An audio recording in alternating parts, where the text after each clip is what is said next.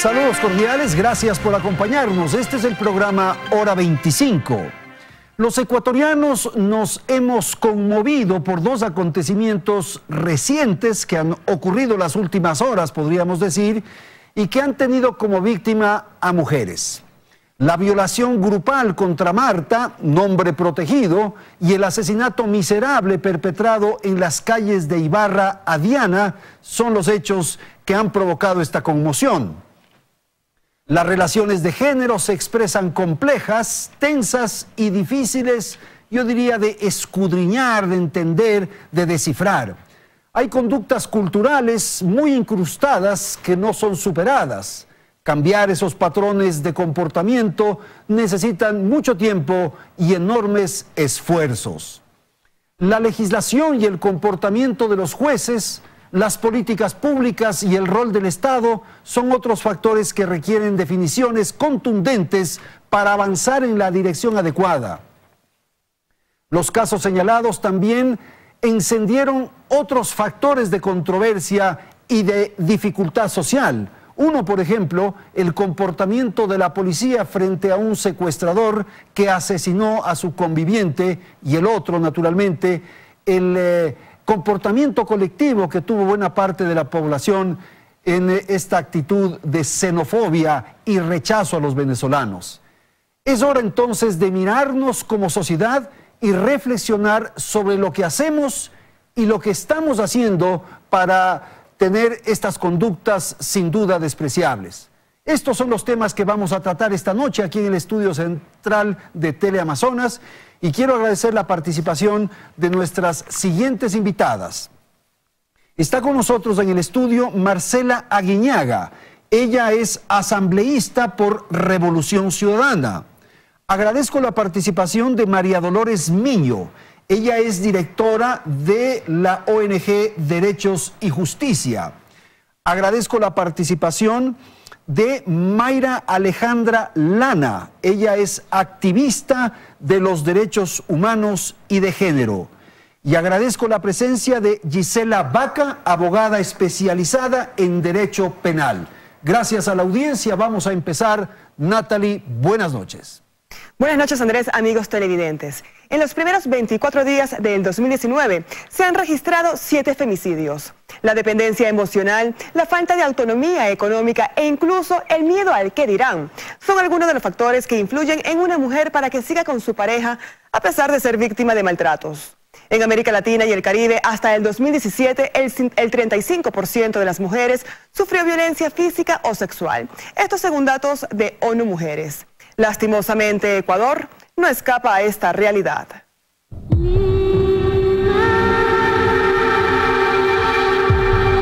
Una brutal violación grupal que incluye el uso de vasos, palos de billar y botellas sufrió Marta en un festejo de cumpleaños hace 2 semanas. Los 3 chicos forman parte de mi grupo de amigos. Con 2 de ellos me llevo más de 2 años y medio. He salido en bastantes ocasiones, entonces no había ninguna señal, ningún comportamiento que yo pudiera haber advertido de que su día iba a estar en peligro y de que me iba a pasar eso. En otro hecho, desgraciadamente en Quito han sido recurrentes los ataques sexuales de un taxista a jóvenes mujeres. Y solo me acuerdo que salió por la 10 de agosto y llegó a ese motel. Y de ahí procedió a violarme. En la fiscalía se registran otras 2 denuncias por violación por parte de este mismo hombre. Incluso llamaba a una de sus víctimas de apenas 15 años de edad y bajo amenaza la violó un par de veces más. Lo que él me dijo, que me calle porque iba a matar a mi familia, que él incluso conoce a mi familia. Por la denuncia de Evelyn, la justicia dictó prisión preventiva contra el acusado, pero después de un mes, durante la audiencia de apelación de la prisión preventiva, el Tribunal de la Corte Provincial de Pichincha lo dejó en libertad. Y fui muy humillada por los jueces. Los jueces se burlaron. Dijeron que mi historia no era creíble. Y es que a pesar de que en el 2018 se promulgó la Ley Integral para prevenir y erradicar la violencia contra las mujeres, la realidad es otra. Tenemos una ley que no está aterrizada a territorio, que además no tiene el suficiente presupuesto para ser puesta en marcha. Dentro de esa ley se habla efectivamente de un sistema de protección integral y de erradicación de violencia contra las mujeres. Pero esto queda en letra muerta si efectivamente no comenzamos a analizar, incluso vamos al fondo de este problema, en donde este pensamiento de corte patriarcal se mantiene atrincherado en nuestra sociedad. Actualmente funcionan solo 33 unidades judiciales y hay 94 jueces de los 142 que se necesitan en los procesos por agresiones contra la mujer. Los fiscales denuncian sobrecarga procesal, ya que tienen de 5.000 a 7.000 causas. En consecuencia, víctimas de acoso sexual y hasta de violaciones aseguran que han acudido a la fiscalía para denunciar a sus agresores, pero no reciben respuestas e incluso son revictimizadas. Nadie me ha llamado, no me dan medidas de protección. En la policía judicial me dijeron que, ¿pero qué le hace? ¿Usted tiene los mensajes? Y yo le decía, es que no me escribe, él me acosa, él me sigue. ¿Tiene pruebas, algo? Y yo le decía, tengo una foto. Bueno, pase para receptarle la denuncia, pero señorita, su caso no va a prosperar. La historia siempre es la misma. Una mujer denuncia o pide auxilio ante la violencia machista, pero no recibe respuesta. Poco después, los medios informan de otro caso de femicidio en alguna provincia del país. Diana Carolina había sido maltratada varias veces por su conviviente y había pedido ayuda a las instituciones correspondientes. Sin embargo, no hubo respuesta. Su expareja, un venezolano de 22 años, el pasado sábado la acuchilló en el centro de Ibarra a la vista de policías y transeúntes que hasta grabaron la escena. Tú notas claramente que la policía no sabe cómo manejar esta situación. No hay un negociador. No quita del paso a todas estas personas que además grababan, filmaban lo que estaba ocurriendo, pero también exacerbaban a ese agresor que ya de por sí estaba nervioso y sucedió lo que sucedió. Entonces, la capacitación es inminente, pero no solamente a la policía, pues. Tenemos jueces que no tienen conocimiento de violencia de género. La actuación de la policía fue duramente cuestionada por su falta de acción y profesionalismo para evitar el hecho. Aquella persona que está obligada a actuar y omite en hacerlo se somete a la misma pena que el autor. Es como que lo hiciera él. A raíz del crimen de Diana Carolina, Ecuador endureció la política migratoria para los venezolanos. Se requerirá para todos sus nacionales la presentación del pasado judicial apostillado. En tanto, el Sistema de Naciones Unidas en Ecuador emitió un comunicado oficial en el que explica que la violencia contra mujeres y niñas es una pandemia que no entiende de nacionalidad ni fronteras. En España, recientemente, un ecuatoriano mató a su novia también con un sinnúmero de puñaladas y nadie en España salió a decir que era culpa de los ecuatorianos en un tema discriminatorio, ¿no es cierto?, xenófobo. Pues bien, el tema está puesto ya en escena, en la mesa, y vamos a conversar con nuestras panelistas. Quiero dar la palabra a la doctora Guiñaga para una primera apreciación. ¿Es un problema de leyes? ¿Es un problema de comportamientos, de cultura? ¿Cuál sería una primera reflexión? Buenas noches. Buenas noches, Andrés. Gracias. Un saludo a las panelistas. Primero, decir que esta violencia machista nos agrede, nos viola, nos mata. Es un flagelo arraigado en la sociedad ecuatoriana, lamentablemente. Pero no es un tema de falta de leyes. No. Las leyes existen. Los mecanismos de protección hay. Que el de ahí, digamos, entre lo que dice la norma al hecho, hay un gran abismo que nos separa desde el entendimiento, desde la comprensión de una mujer cuando denuncia que está siendo agredida en su propio seno familiar. Cuando usted le cuenta a su hermana o a su mamá y le dice, hijita, trata de salvar tu matrimonio. Desde la lógica conceptual de que una mujer depende económicamente de ese hombre que llevan los recursos a la casa y que dice, bueno, ¿con qué le doy de comer mañana a mis hijos si lo dejo? Yo creo que en esto la sociedad, y lo celebro, Andrés, que hayas traído este tema a discusión, la sociedad debe no ocultar lo que está pasando, tenemos que enfrentarlo. Y enfrentarlo no es poner más leyes, hacer es que las leyes que hay sirvan, que funcionen, exacto, que se apliquen, que hayan los mecanismos. Mira, a mí con absoluta pena tener que decir que la ley que aprobamos el año pasado, en el 2017, me parece que fue la ley de prevención y lucha contra la violencia de género, básicamente se le asignó de presupuesto en el año 2018 $600.000. ¿Qué hace eso? ¿Qué hace el MIES? ¿Qué hacen las demás instituciones con un presupuesto? Con lo cual, está claro que no hay una comprensión desde la lógica pública de que esto es un tema importante, sustantivo, y que necesitamos ponerle un alto. Ok, María Dolores, una primera apreciación de esto que acabamos de escuchar y de lo que se ha señalado en el reportaje. Muchísimas gracias, Buenas noches, Andrés, sí, por tu invitación, y a mis colegas panelistas también buenas noches. Efectivamente, yo concuerdo con Marcela que esto trasciende de la necesidad de adecuación de un ordenamiento jurídico. Yo más bien creo que Ecuador ha hecho un buen trabajo adecuando su ordenamiento jurídico, pero desafortunadamente sus obligaciones no se agotan ahí, porque este es un tema estructural en primer lugar. Cuando decimos estructural nos estamos refiriendo a la existencia de condiciones previas, arraigadas durante años, que construyen un entorno machista y un entorno donde la violencia contra la mujer ha sido normalizada. ¿Qué quiere decir esto de normalizado? Quiere decir que ciertas agresiones contra la mujer se consideran algo de cada día y ya no causan sorpresa. Entonces, por un lado, tenemos una estructura social machista dentro del núcleo familiar, pero también en el espacio público, que facilita el cometimiento de actos de violencia contra la mujer, por un lado. Por otro lado, también tenemos un problema estructural a nivel estatal. Los delitos de género no se solucionan con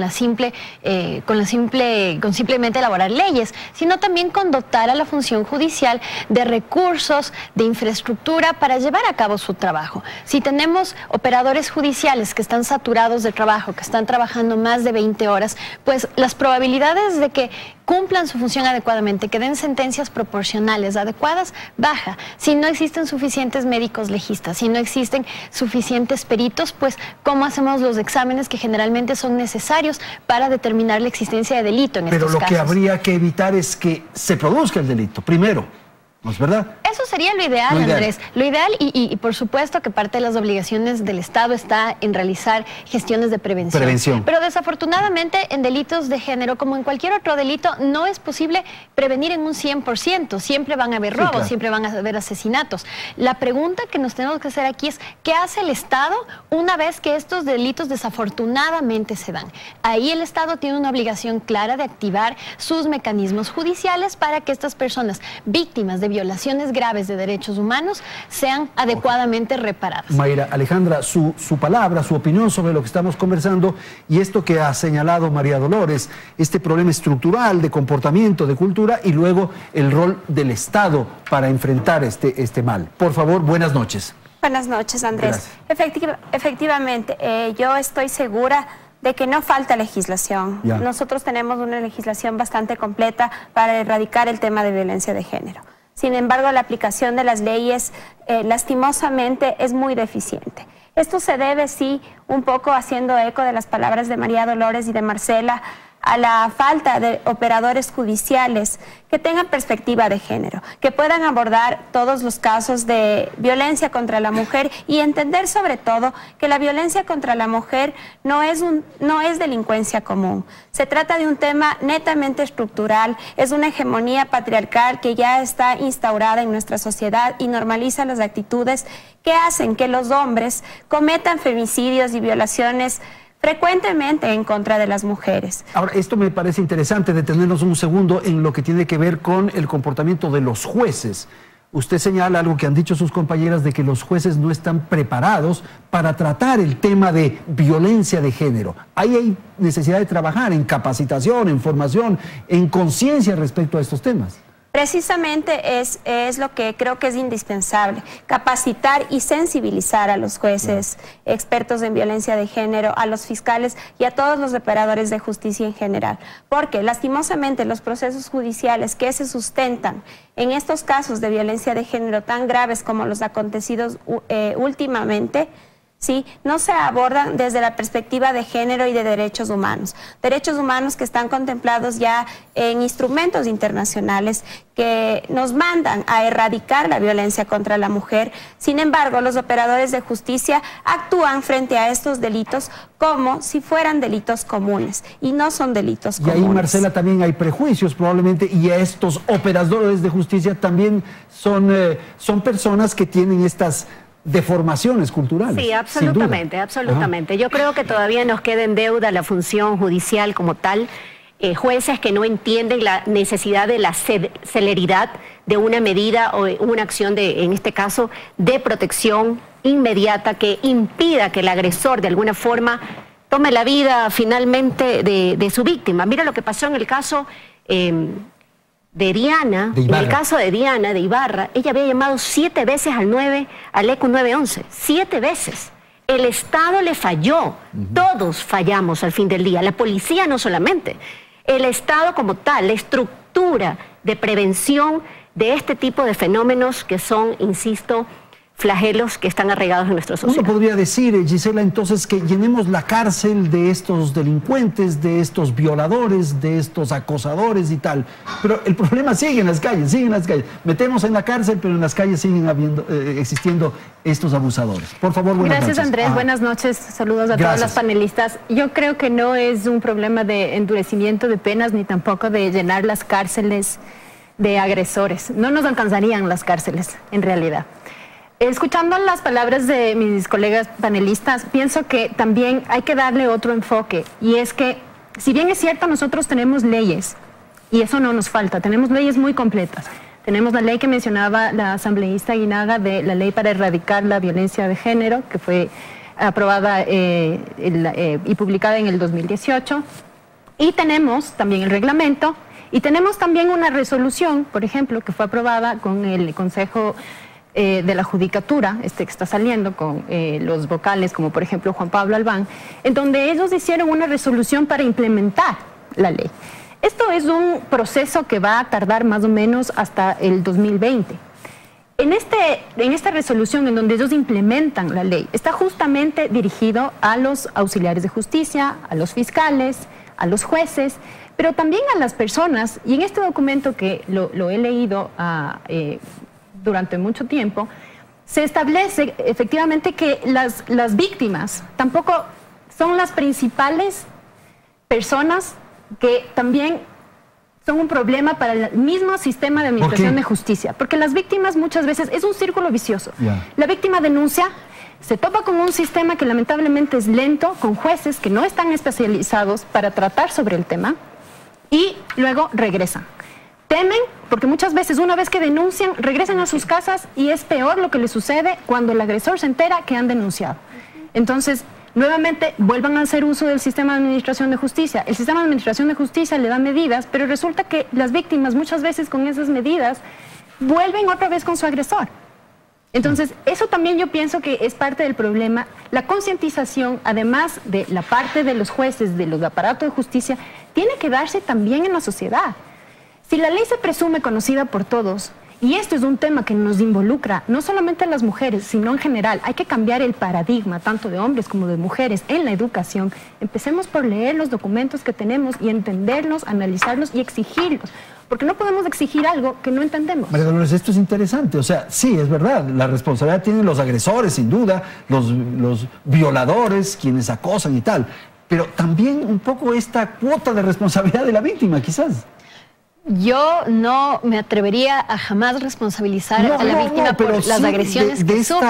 De esta incapacidad por el entorno, por las condiciones, de hacer valer sus derechos. Pero yo creo que hay que ser claros, esto no es un tema que se le debe responsabilizar a la víctima, porque de hecho esto es lo que se hace a nivel social y a nivel de los operadores judiciales también. No es raro, por ejemplo, que una víctima de agresión sexual acuda a la fiscalía, acuda a sacar boletas de auxilio porque le pega el marido, y la respuesta de los operadores judiciales sea: ¿pero usted qué le hizo? Claro. Algo le ha de haber hecho a su marido. Váyase nomás, así son los problemas familiares. Regresa la persona a este entorno familiar violento y sufre mayores agresiones, o incluso puede terminar, como en el caso de Diana, con muerte. Esto en primer lugar. En segundo lugar, me parece, Andrés, que lo que tú quieres mencionar es el tema de la falta de denuncia a veces de estos casos. Por ejemplo, la falta de denuncia, o lo que acaba de decir Gisela, en que se hace una primera gestión, ve que no hay respuesta y se repliega. Claro, no es culpa de la víctima, naturalmente, no quiero decir eso. Lo que quiero decir es que se debería crear una conciencia para denunciar, para enfrentar y para tratar estos temas en los ámbitos de la justicia. Estoy de acuerdo contigo, Andrés, pero entonces la pregunta que tenemos que hacernos es: ¿por qué no denuncian? ¿Por qué las mujeres no denuncian? No denuncian primeramente porque el sistema de justicia en sí mismo es revictimizante. El día de ayer una colega nuestra, María del Mar Gallegos, publicaba en su página, en su cuenta de Twitter, ella es penalista, está llevando un caso de la agresión sexual contra una niña, de 11 años. Y ella cuenta que ella va con la niña víctima de violación a presentar la denuncia y no le pueden practicar los exámenes médicos urgentes que son necesarios para la caracterización del delito de violación porque no había un médico ese rato. Y le toca a ella regresarse con esta niña víctima de violación, con todo este trauma, con todo este sufrimiento, volverla a traer el día siguiente. ¿Cómo más revictimiza el sistema de justicia? Cuando uno va a denunciar, decir, soy víctima de violación, ¿y qué estaba puesta? Ajá. ¿Estaba tomando o no estaba tomando? ¿Estaba sola o no estaba sola? Entonces, ¿esto qué quiere decir? Que la responsabilidad de manera implícita se la da a la víctima. Tú tienes la culpa de que te hayan violado, tú tienes la culpa de que te hayan pegado. Entonces, si una persona, una mujer pasa por un proceso tan traumático como es recibir golpes de la pareja que eligió, que ama además, o violada, ¿no es cierto?, por extraños o incluso personas de su propio núcleo familiar, porque la mayoría de casos de violaciones se cometen también dentro del núcleo familiar.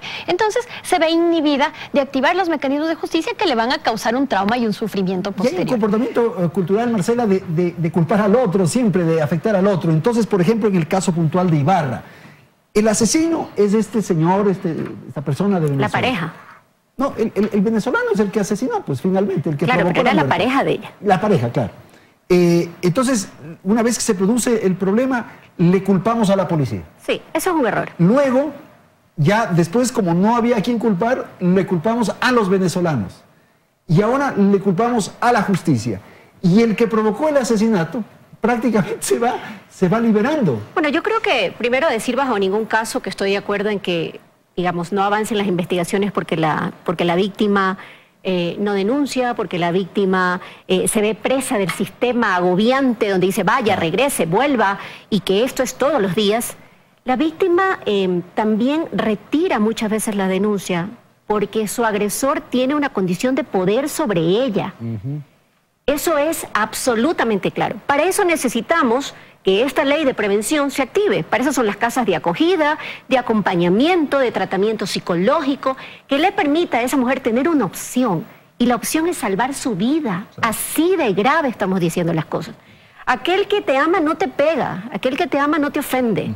Y eso debemos entenderlo no solamente las mujeres, nuestras niñas. Desde casa tenemos que educarlas de esa manera. No, digamos, todas estas cosas que muchas veces creemos, y ahí coincido, de una sociedad que creemos que estas formas de conducción son las normales, no son las normales. Y en el caso de lo que pasó en Ibarra, digamos, la Policía Nacional se ve que no está capacitada. Eso es lo que demostró. La Policía Nacional tenía todas las herramientas jurídicas para actuar.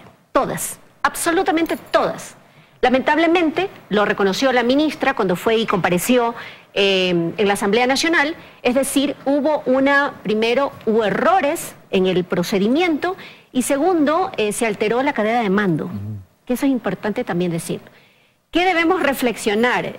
Bueno, creo que el torpe, por decirlo menos, mensaje del gobierno nacional que exacerbó los ánimos contra una población. Oiga, cuando usted sale de un país dejando a los seres más queridos, es porque su país lo está expulsando, como nos pasó a nosotros los ecuatorianos en el feriado bancario. Es decir, ahora entonces van a ir a perseguir los españoles a los ecuatorianos en España. Eso es un error. Un tema de una magnitud tan sensible no puede ser tratado con tanta ligereza y con tanta torpeza por parte de las autoridades nacionales. Tengo que ir a la publicidad, enseguida volvemos y vamos a continuar con el tema. Siga usted en Hora 25.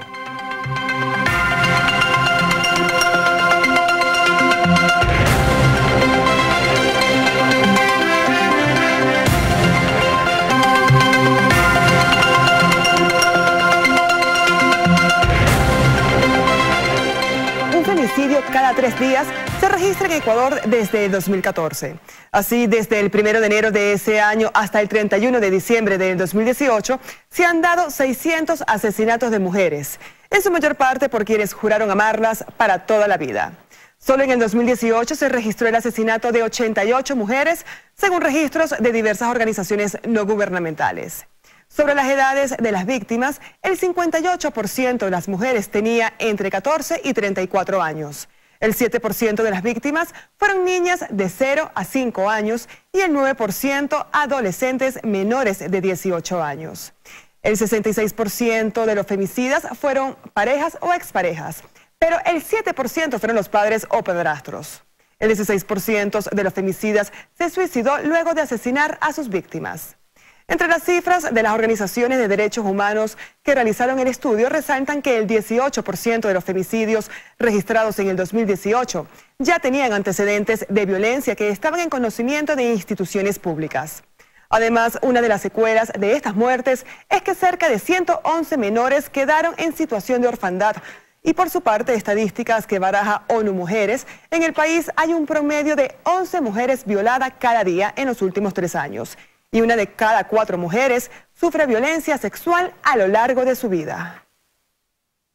Pues bien, estas cifras nos permiten continuar en el tema que estábamos tratando en el primer segmento y quizás, Gisela, usted nos pueda dar algunos elementos adicionales sobre el comportamiento de la justicia, sobre lo que ocurre con los jueces propiamente y sobre las conductas de los ciudadanos, de los seres humanos.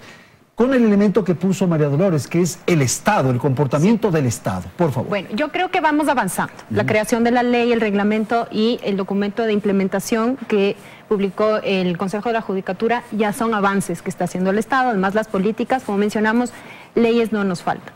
Coincido que tienen que haber jueces especializados. Ya los hay. Y específicamente por las características de este tipo de delitos es que las actuaciones de los operadores de justicia tienen que ser inmediatas.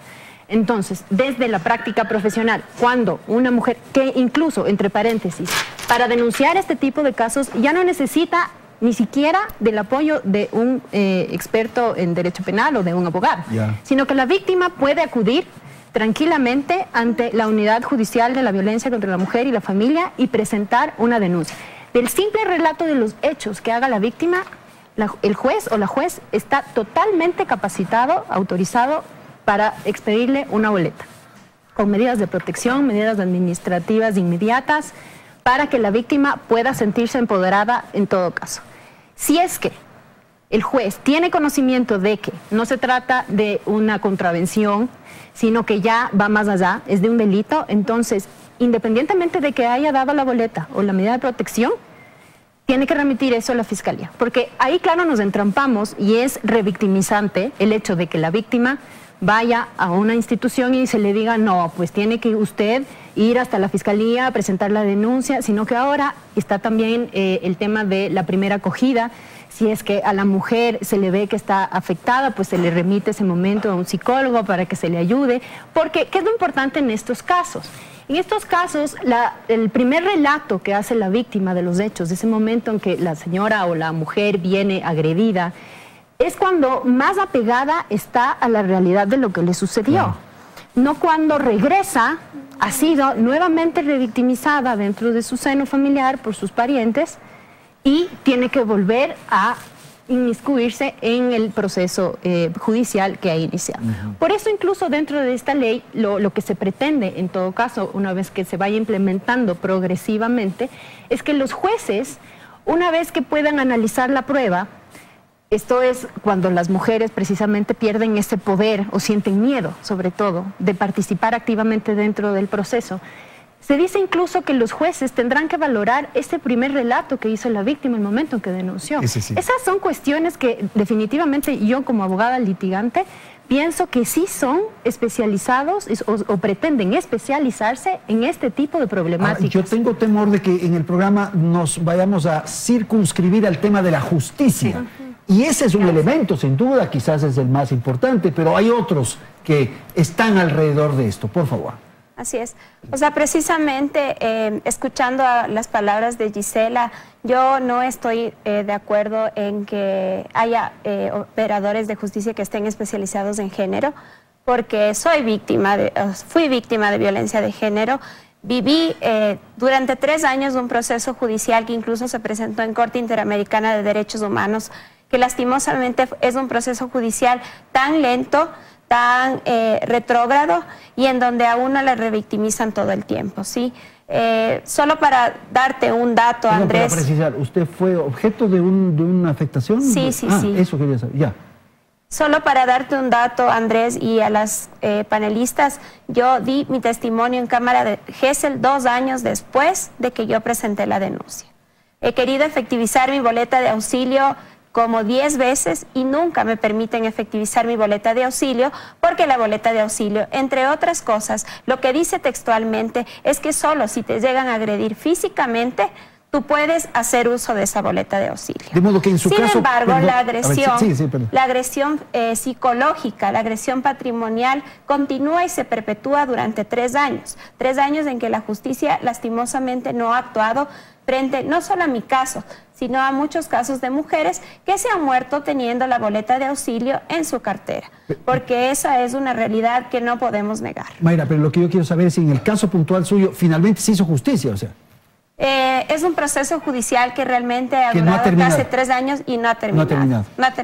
No se ha sancionado al responsable. No se ha sancionado al responsable y además de eso es un proceso obviamente revictimizante, claro, que ha producido secuelas en mi persona, en mi núcleo familiar, en mi familia y todo lo demás. Sin embargo, hasta ahora es un proceso que, pese al impulso de los abogados, organizaciones que me han ayudado de defensa de derechos humanos, para proseguir con mi caso, yo jamás he podido efectivizar una boleta de auxilio, jamás he podido hacer absolutamente nada y he seguido siendo víctima de las agresiones psicológicas y patrimoniales por parte de mi agresor. Marcela. Bueno, lo que nos cuenta Mayra, es lo que viven muchas mujeres todos los días donde, insisto, el Estado te falla. Y en ese sentido... no solamente que hay que mejorar, hay que tener más reglamentos, yo creo que hay que sensibilizar a la sociedad, ¿sí? Ese juez está cargado de trabajo, ese juez está agobiado, entonces para él es un caso más, cuando estamos hablando de víctimas de agresiones continuas por muchos años y en otros casos más aún cuando estamos hablando de delitos como violaciones. Yo creo que ahí, digamos, no solamente tenemos que trascender de lo judicial, hay que cambiar nuestra estructura de sociedad machista, patriarcal, misógina, que está instaurada en todas partes. Y es lo más complejo, esa es la parte más difícil. Es lo más complejo, pero yo tengo la esperanza de que el cambio podemos hacerlo educándonos. Desde el cambio lo hacemos desde nuestras casas. Y le pregunto a usted, señor televidente, ¿cómo está educando a su hija? ¿Cómo está educando a su sobrina? ¿Qué patrones de conducta le da? Le dice que ella no puede hacer tal cosa. Creo que es indispensable que comencemos cambiando nosotros, porque el Estado siempre va a tener limitaciones, el Estado siempre va a tener obstáculos, el Estado, por eso estoy hablando del Estado, trascendemos a los gobiernos de turno. El Estado va a tener muchas cosas que no le van a responder a una víctima quizás de forma inmediata, pero tenemos que hacer el cambio estructural. Yo creo, sigo pensando y tratando de ser optimista de que no todo está perdido, de que hay posibilidades, de que hagamos cambios estructurales, comenzando por nosotros mismos. Es que eso me parece fundamental, María Dolores, porque la legislación siempre va a tener espacios de fuga, de no precisión, digamos, y el comportamiento de los ciudadanos. Y voy a poner temas absolutamente triviales. Botamos basura en la calle, por ejemplo, un papel. No hay una ley, pues no hay un artículo que nos establece alguna sanción ahí. O en la calle molestamos a una chica, le lanzamos un piropo. Tampoco. Esos son comportamientos que debemos cambiar. Si hacemos en esto las cosas tan chiquitas, tan triviales, más aún estas otras que tienen esta trascendencia de la que estamos hablando. De acuerdo, Andrés, y me parece muy interesante los ejemplos que tú pones. Por ejemplo, si tú te acuerdas, hace una década, 2 décadas, era muy normal, por ejemplo, fumar en espacios públicos. Estaba normalizado. Algunas personas les hacía daño, ¿no es cierto? El ambiente se contaminaba, pero era normalizado. Poco a poco y a partir de una política de concientización, ¿no es cierto? Hemos ido avanzando y hoy por hoy que alguien fume en un espacio público es mal visto. Estos mismos criterios podrían ser aplicables, ¿no es cierto?, para progresivamente ir desnormalizando la violencia de género y desnormalizando el machismo en general, porque la violencia de género finalmente es una versión exacerbada, máxima del machismo que empieza con cosas cotidianas, ¿no es cierto? Marcela hace un momento decía cómo están educando a sus hijas y yo me atrevo a preguntar cómo están educando a sus hijos también. Claro. Cuando todas las de aquí presentes somos, no sé si Marcelita también, pero mis 2 colegas sé que son mamás y somos mamás afortunadamente de varones, y creo yo que todos aquí hacemos un ejercicio muy consciente, porque la paternidad y la crianza tiene que ser un ejercicio consciente de ir de alguna manera educando al niño varón a que tiene límites y que va a ser responsable por sus hechos.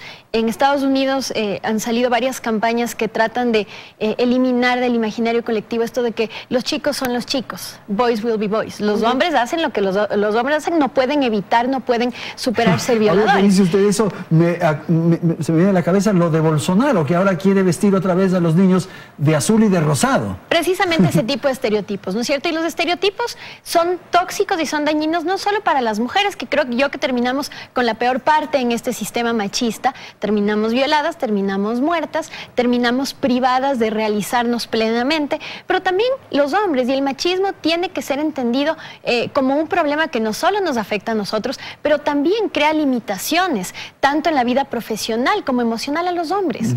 Hombres que posiblemente quieren dedicarse como profesión, no sé, a la educación parvularia. Esa es una profesión tradicionalmente vista como de mujeres.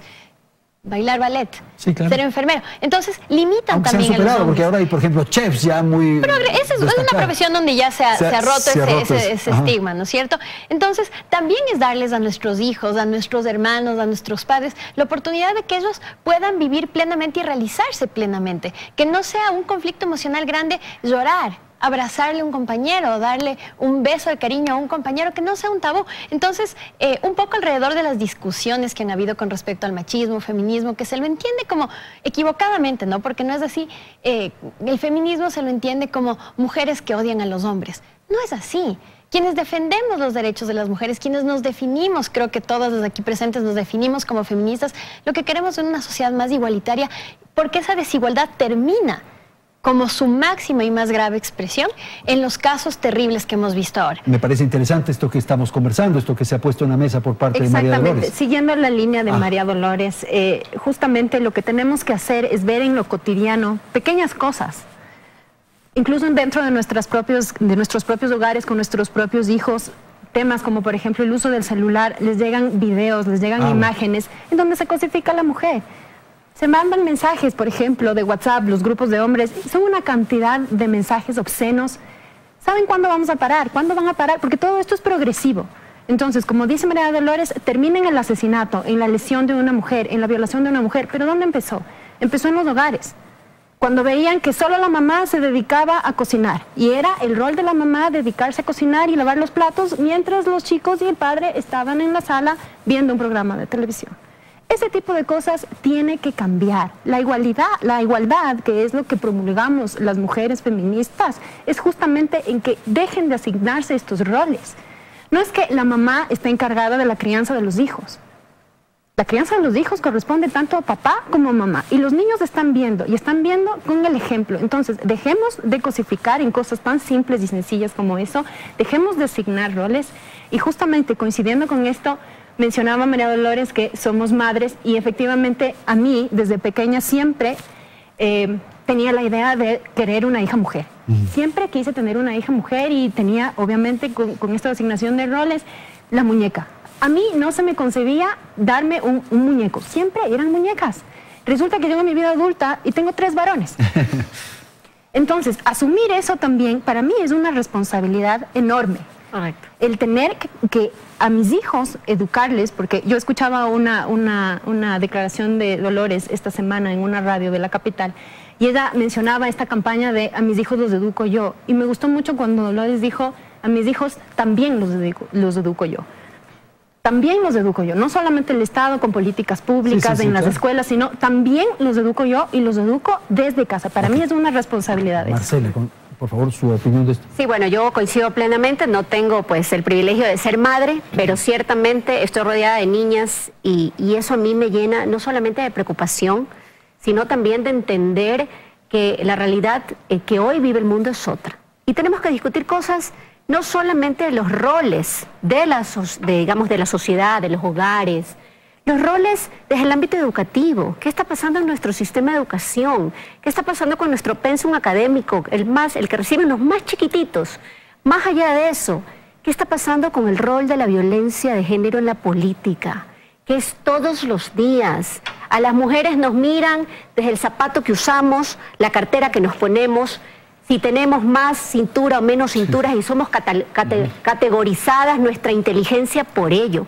también hay que reflexionar que esos espacios que son públicos, que generan lamentablemente condiciones de seguimiento por parte de otros, tiene que ser cuestionada. Así que me parece que el cambio lo vamos a hacer todos, indudablemente. Pero son esos espacios donde hay que cuestionar, donde hacemos más, qué rechazamos y qué cambiamos. Ok, le voy a dar la palabra a Mayra, pero en un instante voy a ir a la publicidad y enseguida retornamos para el segmento final de nuestro programa. En un instante con ustedes.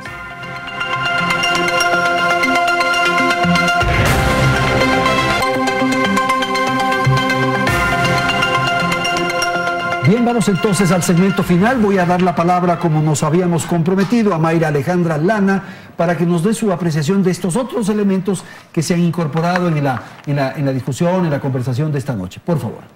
Bueno, precisamente yo creo que no es solo responsabilidad de educar varones con valores en contra del machismo, la misoginia y todo lo que se vive. Que nosotras también nos eduquemos, que nosotros también nos construyamos entre nosotras, que como bien lo decía Marcela, no veamos lo bueno, lo malo, lo bonito de la otra, no nos envidiemos, porque lastimosamente eso es uno de los factores que perpetúa el machismo y el patriarcado que está inserto en la sociedad. A las mujeres se nos cataloga porque somos inteligentes o porque somos guapas, y no puede ser así. ¿Sí? Yo creo que las mujeres debemos construirnos integralmente, que uno de los factores claves para eliminar el machismo y la misoginia precisamente es eso, que las mujeres nos formemos, nos eduquemos, nos preparemos y luchemos contra este sistema patriarcal que obviamente no va a tardar un par de años en erradicarse. Los estudios que se han abordado sobre el tema de la erradicación de la violencia de género dicen que para erradicar la violencia contra de las mujeres específicamente se necesitan aproximadamente 10 generaciones. Ya, 10 generaciones es un tiempo que nosotros no lo vamos a vivir, quizá nuestros hijos tampoco, tal vez las futuras generaciones sí, pero insisto en que erradicar el machismo y la misoginia es obligación de todas y todos. Son 200 años los que se requiere, de acuerdo, porque cada generación se calcula alrededor de 20 años. Por favor, Gisela. Bueno, más allá de pero eso... Pero esto es importante, que también nosotros, ustedes madres, también tienen que cambiar mucho, ¿verdad? Obviamente, el cambio de paradigma primero viene de uno, ¿no? Como decía Descartes, pienso y luego existo. Primero nosotros tenemos que pensar, y parte de resolver el problema primero es reconocer que hay un problema. Entonces, si nosotros como mujeres y como sociedad vamos reconociendo que nos están violando, que nos están matando, que son nuestros propios familiares, nuestros propios padres, nuestros propios hermanos, nuestros propios cónyuges, parejas sentimentales. Y a partir de eso vamos generando estrategias familiares, incluso internas, para ir cambiando esto poco a poco. Yo estimo que, por lo menos, en mi caso, mis hijos sean parte de la diferencia mañana. ¿Sí? Que ellos, cuando quieran objetivizar a una mujer, cuando tengan estas palabras un poco ofensivas, bueno, hay que cortar de raíz. Hay que cortar de raíz. Y desde el otro lado, coincido con Mayra, también las mujeres tenemos que irnos educando, tenemos que irnos empoderando y entendiendo cuáles son todas las herramientas que tenemos, incluso legales, para combatir. Porque si nos damos por vencidas y decimos simplemente el sistema no funciona, vamos a ser parte del problema y no vamos a ser parte de la diferencia. Entonces, empoderémonos, eduquémonos. El tema de la violencia de género, como dice Lolo, muchas veces nos catalogan como locas. Se ha escuchado en redes que son feminazis. Esas son palabras ignorantes, son términos de personas que no alcanzan a entender que el cambio ya empezó. O se suman a esto o son parte del problema.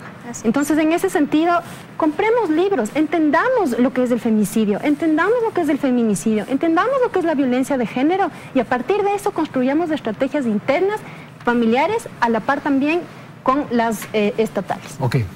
Lolo, por favor. Andrés, yo creo que estos casos desafortunados, que ciertamente no son los únicos, ¿no es cierto? Estos son posiblemente los casos que más han mediatizado últimamente, claro. Pero yo creo que si el sufrimiento de Marta vale algo, si la vida de Diana vale algo, que sea para lo siguiente, que nosotros como sociedad, finalmente, porque hemos evadido esta obligación durante mucho tiempo, nos pongamos frente al espejo. Este es el momento de asumir algunas realidades. Lo primero, no son casos aislados. tenemos que empezar a entender estos como parte de una estructura patriarcal, como decía Mayra, y una estructura violenta además. A los niños desde pequeños se les educa entendiendo o creyendo que ser hombre es sinónimo de ser violento. Desde que son chiquitos, desde que están en la guardería, hay ciertos padres que desafortunadamente a sus hijos les educan haciéndoles creer que si eres el más macho del patio de la escuela, que si eres el que más les pega a todos, eres más hombre. Tenemos que empezar a cambiar eso. No son casos aislados, es parte de una cultura machista, pero también es parte de una cultura que ve a la violencia perpetrada por los hombres como algo positivo. Luego, esto no es normal. Y tenemos que empezar por la desnormalización de cuestiones cotidianas. No es normal silbarle a una chica que va caminando por la calle. No es normal acosarle a una chica que está sola en un bar. No es normal decir cosas como las mujeres a la cocina y los hombres al trabajo. Eso no es normal. El momento que entendamos que estamos actuando en base a anormalidades, pues vamos a empezar a cambiarlas porque las vamos a empezar a rechazar. Y finalmente, y en esto concuerdo con mis copanelistas, las mujeres tenemos que empezar progresivamente a romper la cultura del silencio. Muchas veces tememos por el rechazo social que puede surgir dentro de nuestro núcleo familiar, de nuestro grupo social, ¿no es cierto? Y creo que progresivamente ya hay más apoyo a las mujeres que quieren denunciar, pero no es fácil denunciar, no es fácil ir a una fiscalía y ser revictimizada, pero este esfuerzo que posiblemente estas víctimas con todo su sufrimiento hacen de ir a denunciar, ayudan a evitar futuros casos. Algo que pasó en esta semana también que fue relevante y hay que decirlo, y yo no me canso de felicitarlo, Monseñor Arellano, conjuntamente en rueda de prensa con Gina Benavides, desde ahí ya era excelente la rueda de prensa, dice, la Iglesia también apoya a que una mujer, el momento que es maltratada, deje a su marido. Vótelo, dice él. Y a mí me parece una afirmación muy importante dentro de un Estado que es laico, pero con un porcentaje de población católica muy alto. Muchas mujeres se quedan en matrimonios o en relaciones de violencia, no solo física, pero también psicológica, porque tienen esta educación católica que les hace pensar que quedarse al lado de su agresor es lo que Dios quiere y hacer lo contrario es pecado. Y yo saludo mucho, así como soy muy crítica de ciertos silencios de la Iglesia en algunos temas, pues también tengo que felicitar esto porque estoy segura que ese testimonio va a salvar la vida de muchas mujeres. Marcela, por favor. Bueno, coincido plenamente, hay una ruptura en el posicionamiento de la Iglesia Católica, eso está clarísimo con lo que pasó esta semana. Pero también me parece que hay que ir hacia adelante. Hoy en la Asamblea Nacional discutimos temas que los políticos no quieren discutir. Cuando tú le preguntas a un político qué opina del matrimonio igualitario, no, son temas incómodos. No puedo perder votantes, no me preguntes sobre eso. Si le preguntas qué opina de despenalizar el cannabis, peor aún, ni siquiera quieren hablar del tema. Y por último, si tú le preguntas qué pasa ahora con esta posibilidad de despenalizar el aborto en caso de violación, mira, es casi que pedirles hablar de temas absolutamente religiosos y de principios. Yo he manifestado más de una vez mi posición públicamente. Soy una mujer creyente, religiosa, pero creo que sí, al mismo tiempo, todos estos escenarios alrededor mío, el informarme más, el conocer, el aprender, a escuchar a gente joven, también hace que me ponga una realidad de por medio de decir, la sociedad ecuatoriana tiene que dar un paso más allá. No podemos revictimizar a una mujer que es presa de una agresión sexual, que ya eso es enorme. Peor aún si ha sido dentro de tu círculo familiar, de ese familiar que se supone que debería cuidarte. Y la sociedad todavía se sigue ensañando con esa mujer. Ese es el debate que se ha generado hoy en el Pleno. Creo que es importante, creo que entendieron algunos legisladores el concepto. Más allá de desprendernos de nuestras categorías de creencias, que podemos tener muchas, así como también yo soy católica, cuestiono también a los curas pederastras, claro. También, y creo que la Iglesia tiene que tener romper un paradigma que tiene ahí. Sin embargo, de ello, hoy hemos planteado una discusión muy importante. ¿Es necesario tener una sociedad que revictimice a una mujer que ha sido violada y producto de esa violación tiene un niño, sale embarazada y ella no lo quiere tener? Lo que estamos diciendo es que el Estado tiene que ser tan fuerte de acompañarla para que ella tome la decisión, decida qué es lo que quiere. Si quiere tener esa vida que la acompañe, muy bien. Si decide no tenerla, no termine en una cárcel. Con usted terminamos. Mayra, por favor, su intervención final. Y entender sobre todo, un poco siguiendo las palabras de Marcela, entender sobre todo que no se trata de un tema de creencias, de opiniones personales, no se trata de un tema de religiosidad, se trata de un tema netamente de derechos humanos y tenemos que considerar que vivimos en un estado, como dijo Lolo, laico. Además, existen principios como los de la progresividad y no regresividad de la norma. Es decir, que la norma nunca puede irse en contra de los principios que ya están establecidos y que son beneficiosos, digamos, para las personas. Uno de estos temas es precisamente el tema de la legalización del aborto, que no hay que discutirlo desde el abordaje de lo que uno piensa, de lo que uno cree, incluso ya viviendo y ejerciendo la maternidad, sino entendiendo las realidades de muchas mujeres que son criminalizadas por causa del aborto, que son violadas diariamente por sus familiares, niñas que son obligadas a ser madres y obviamente al ser obligadas a ser madres, todo su proyecto de vida está totalmente destruido. Ok, muchísimas gracias a las panelistas que han estado esta noche aquí en el estudio de Teleamazonas. Quiero agradecer a Marcela Guiñaga, María Dolores Miño, Gisela Vaca y Mayra Alejandra Lana. Gracias a la audiencia por haber atendido este programa y, por cierto, invitar para la próxima semana. Felicidades.